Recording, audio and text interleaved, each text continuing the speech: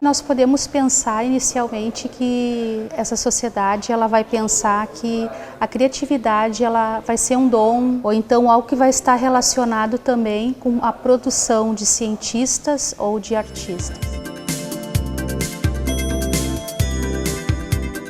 De acordo com o que nós estamos vivendo hoje, a gente vê que a criatividade ela se expande.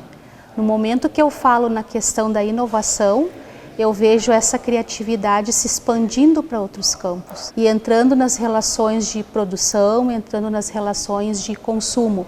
Então, essa criatividade ela não fica mais só focada dentro de determinados nichos. Nós vamos pensar numa sociedade que vai valorizar o indivíduo e essa produção. E com o passar do tempo, a gente vê que isso vai mudando. E a gente tem uma valorização, então, da produção grupal. E especialmente quando a gente está entrando no século XX. A Bauhaus já nos mostra isso, não é? A criação de uma escola que vai pensar o design, vai pensar a arte. E esse trabalho feito de forma grupal, esse pensamento em grupo. Nós vemos isso então hoje, não é? Como nós podemos pensar as descobertas hoje, as invenções hoje.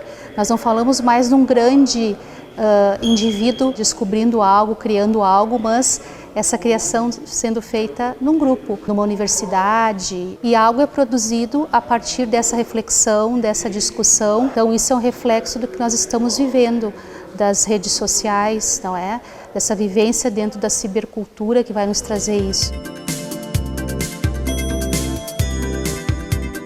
Eu acho que nós podemos destacar um ponto importante que é o item da sensibilidade emocional. São pessoas extremamente sensíveis, a autonomia, a independência. Todos esses fatores fazem com que essas pessoas busquem sempre novas experiências, novas vivências aí, não é? Novos desafios.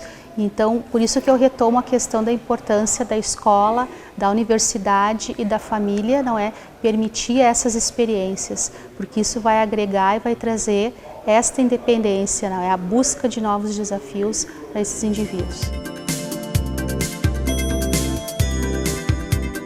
Precisamos nos alimentar de referenciais, onde vamos buscar e nos alimentar. Filmes, séries, hoje essa geração, a internet, aí está com uma série de referenciais, não é? Nós temos a literatura, nós temos a música, na verdade nós temos que estar com todos os nossos sentidos muito abertos quando a gente pensa na questão da criatividade. Muitas vezes nós colocamos, por exemplo, nas discussões de sala de aula, que determinados cursos vão trabalhar melhor a questão da criatividade, esses alunos vão ser mais criativos.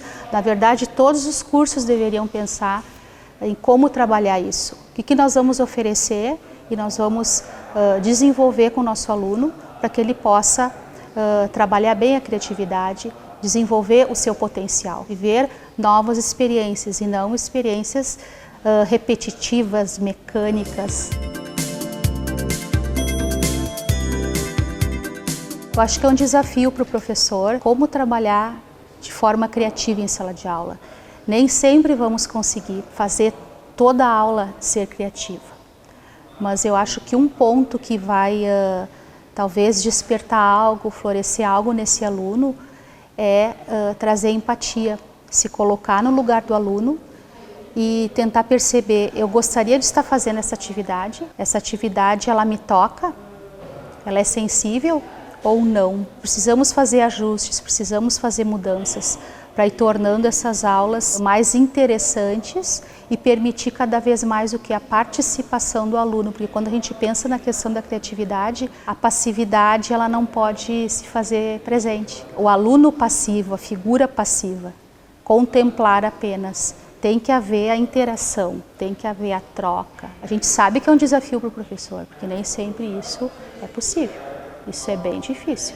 Então a gente tem que ficar procurando essas arestas, essas frestas que eu digo, e achar, dependendo do conteúdo que a gente está trabalhando, dependendo da temática que a gente vai trabalhar, como tentar fazer com que essa aula tenha uma entrada, uma possibilidade de pensar de maneira criativa a nossa discussão e desenvolver esse potencial do aluno.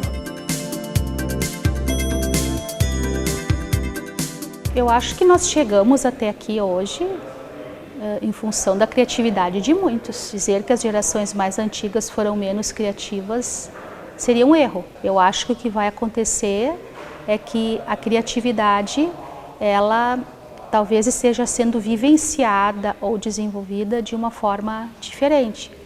Os estudos mostram que a geração Z é hoje uma geração altamente criativa, a geração mais criativa que nós vamos ter dos últimos tempos, mas pelo viés tecnológico. Quando se fala em tecnologia, ela é muito criativa, mas daí temos que pensar, e os outros aspectos? Ela é criativa quando a gente pensa nas relações, ela é criativa numa produção textual, ela é criativa no que nós estamos falando. É interessante pensar que essas gerações, as últimas gerações, elas estão mostrando suas produções especialmente nas redes, não é? Quando nós falamos em memes, por exemplo, isso é uma produção de caráter criativo, os GIFs também. Então, isso são produções criativas. Então, é uma geração que está produzindo, nós vamos ver os vídeos, nós vamos ver as músicas, o YouTube como espaço também de criatividade. Então, é uma geração que produz e produz em determinados espaços. O suporte tecnológico aqui, ele se faz muito presente. Eu acho que é pensar a criatividade e a vivência dela de uma maneira diferente.